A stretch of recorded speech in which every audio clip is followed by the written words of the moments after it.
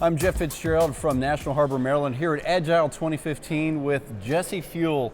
Jesse, thanks for joining us today. Thank you, Jeff. It's exciting to be here.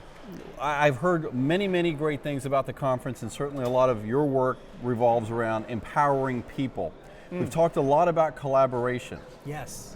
But what happens when collaboration is almost impossible because of people in different parts of the world, different teams scattered all over? What do you do with that? Well, it's a challenge. I mean, the first thing to do is just to acknowledge the fact that in professional environments, we've been coached, we've been accustomed to working in similar office spaces together, and there's certain habits that we have, and so we have to stop and have an intentional conversation about how do we change those habits.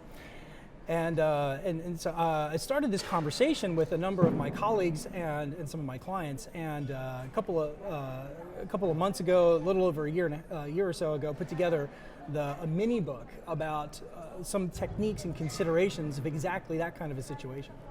So you said something that struck me here, the word intentional. Yes. A lot of times when you're in a project and you know you're supposed to be hitting a milestone and you maybe are a little late on it, or you got to check in with somebody, it's one thing to check in with them after lunch and kind of, between you guys offline under the radar, say, what are you doing, what am I doing, where are we at? Being intentional when someone's in another country means you've actually got to make an official connection to them, which can feel in some ways like it's a bigger deal. How do you overcome those kind of things? Well, it starts in the beginning. You have to plan in advance for when you need to have those moments. And a lot of times it's really about creating the structure for collaboration. Collaboration isn't just a bunch of people getting together and talking about their feelings and getting into each other's business. It's actually stopping to think about what are the things that are preventing us from having meaningful conversations and interactions. And many times it's structural things like time zones. So time zones is a huge thing. And so let's sit down and talk about what are the time zone gaps that we have, what are the core operating hours gaps that we have, and what are the overlaps?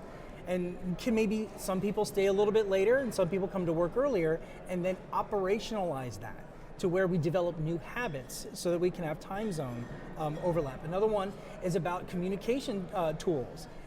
You can't just pick up a conference call when somebody's 12 hours on the other side of the world and they're literally sleeping. So what are some speed dials, or what are some operating procedures about when we dial into video? I don't want to have a meeting in the office with somebody in their pajamas. That's a little bit awkward. Exactly. So what are some operating procedures that we have about communication? So it's really about setting up the structure for collaboration in advance, so when things get a little bit hairy, you already know what the rules of engagement are. Now you talk about teams sharing the pain, and that's exactly what it means for one group early to stay late and the one on the other side of the world to come in early. Is that actually realistic within corporate America, or do you think that people are changing? Do they have a global understanding of what's required to be on a global team? It varies from one corporation to another. I had one client where the core operating hours were 8 to 5 in one office, and then 11 to 3 in another office, where everyone must be in the office at those hours, and it prevented a sufficient amount of overlap between the time zones of the offices. So they had to ask for a policy waiver. They had to go all the way up to human resources and say, for this one particular program, is it okay if we work together? I mean, just stop and think about how ridiculous that is. It sounds we have very to ask ridiculous, permission to work together, but because it's just the nature of environments that you're in, some places are a little bit more empowering, where they delegate those decisions to project managers, program managers on the ground. Other places you have to probably bend some rules a little bit, and then some people. This is another issue. Some people just are not willing to make those personal changes, and you have to ask yourself at that point, am I the right person for this project if I'm not personally able to adapt? That's a really big deal. I mean, you have to be agile, no pun intended, but you really have to be open to change. So for somebody, let me get a nugget from you. For somebody who's in an organization or on a team who gets the vision of global collaboration, but they're with people who are old school, who think that basically what was 1970 works today, how do they empower their management? How do they push this forward up the ladder so that it's not just let's Skype once a month and hope that works and we'll call that collaboration? Never ask people what you need. Tell them what they're going to get. In any kind of conversation where you're trying to go from the status quo to a better place, there's always gives and gets, and lead with why. There's a lot of great conversation happening today about speaking value instead of speaking details.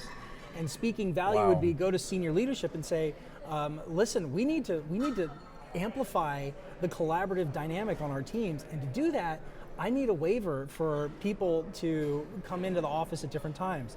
Or we need to double down on our productivity. In order to do that, I need an investment in video infrastructure or some travel budget. So when you're speaking to leadership, you've got to sell them on what they're going to get so that they're a little bit interested and curious, and then you hit them with the ask, whether it's waivers or infrastructure or a little bit of travel.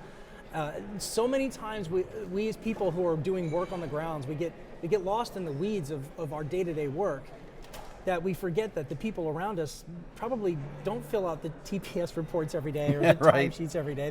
They work in a different world. We have to speak to them to where they're at. Sounds like what you're saying is you've got to sell the promised land without selling the path to the promised land. Absolutely. You don't forget the details. You need to have the details. But somebody's only going to appreciate the plan if you tell them where the promised land is going to look like. If they've got the vision for it. Jesse, it's always awesome talking to you. Yeah, absolutely. JesseFewell.com. Thanks for the talk here today. Really enjoying the conference, and hopefully we'll get to do some more.